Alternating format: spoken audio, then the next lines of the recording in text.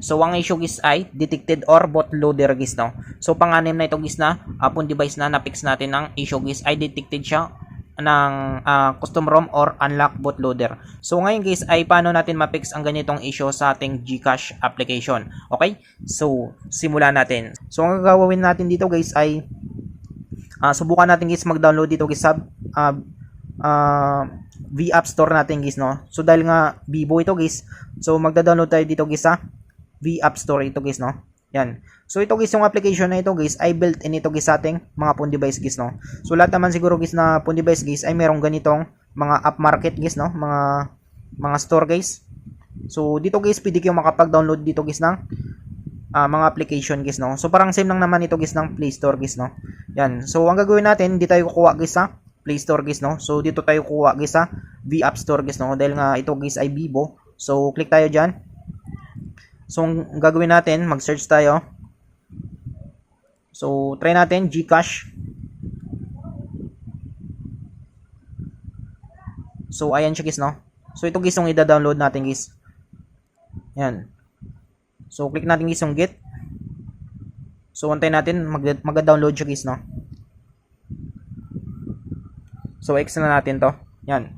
So antayin natin. So ang gagawin natin guys, no, ay dito tayo kukuha guys sa V App Store natin guys, no. Yan. So hindi tayo kukuha guys sa Play Store guys, no. So malamang guys ay hindi siya gagana guys, no.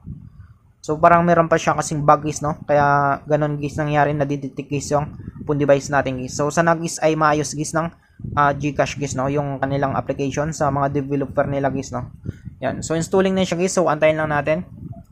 So sana guys ay hindi siya madidetect ito guys ng custom ROM guys, no, or ng unlock bootloader guys. So ayan siya, okay na siya guys. Ay back tayo. So ngayon guys ay subukan natin. So GCash natin. So ito guys yung bagong na-download natin guys, no. Galing ito guys sa V App Store natin guys, no. Na-download natin guys. So hindi siya galing guys sa Play Store. So ngayon guys subukan natin. So off lang natin guys yung wifi natin. Tapos on. So airplane mode lang natin guys, no, para may bagis yung connection natin, ma-refresh guys yung connection natin guys. Ayan. So antayin lang natin. So ayan siya guys, no. Yan. So na airplane mode na natin, na-refresh na natin guys yung internet connection natin. So ngayon guys ang gagawin natin, subukan natin. So dapat hindi siya lalabas guys, no. Click natin guys yung GCash application natin. So dapat hindi lalabas guys yung custom ROM guys, no, na detected siya or unlock bootloader guys. Yan. So ito guys ay galing sa V App Store guys, no. So okay. So dapat hindi siya lalabas guys while using the app, guys. So click lang natin, allow natin. So allow natin. So dapat hindi siya ma-detect guys, no. Ayan. So kung makita nyo guys ay hindi siya na-detect guys, no, kasi nga hindi siya galing guys sa Play Store guys, no. So ngayon guys ang gagawin natin, tignan natin doon guys sa Play Store. Yan, so search tayo GCash. Yan. So nakalagay dito guys, no, si details guys. So update available guys. So kapag meron ditong update guys, so wag lang niyo guys i-update guys, no. Possible kasi guys na mapapalitan guys yung version niya guys, no. So yung version guys ng GCash natin na ito guys ay ano ito siya guys, no. 5.90.0 guys. Yan. So ngayon guys ay wag muna niyo siyang i-update guys, no, from Play Store guys. So hayaan na lang niyo guys. So ngayon guys ay pwede na kayo dito guys mag login guys ng GCash application nyo guys, no. Yan. So okay na yun siya guys. So pwede na kayo mag ano dyan. Pwede na kayo mag login guys ng GCash application nyo guys. Yan. So dahil nga guys, no, yung na-detect guys na GCash application ay custom ROM or unlock bootloader sa ating GCash application, ay ito yung ipapaliwanag natin kung bakit lumalabas ito guys sa ating GCash application. So custom ROM guys, no, or unlock bootloader guys. So itong dalawa na ito guys ay may connection sa isa't isa. So para makapag custom ROM kayo guys ng phone device ninyo ay kailangan yung i-unlock bootloader ang inyong phone device ninyo.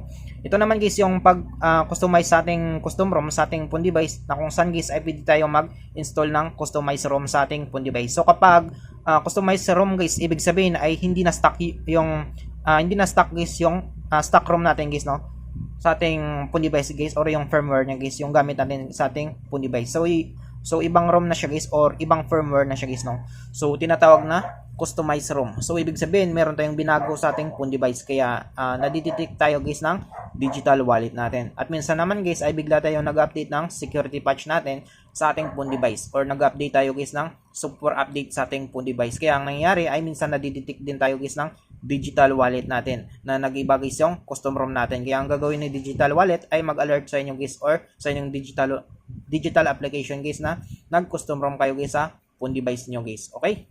So I hope guys na makatulong sa inyo itong video tutorial natin guys, no? Sa mga bago lang sa ating channel guys, so huwag natin kalimutan guys i-click guys yung subscribe at yung notification bell button para ma-update ko kayo guys sa susunod natin guys na video tutorial. Thank you guys and God bless sa lahat.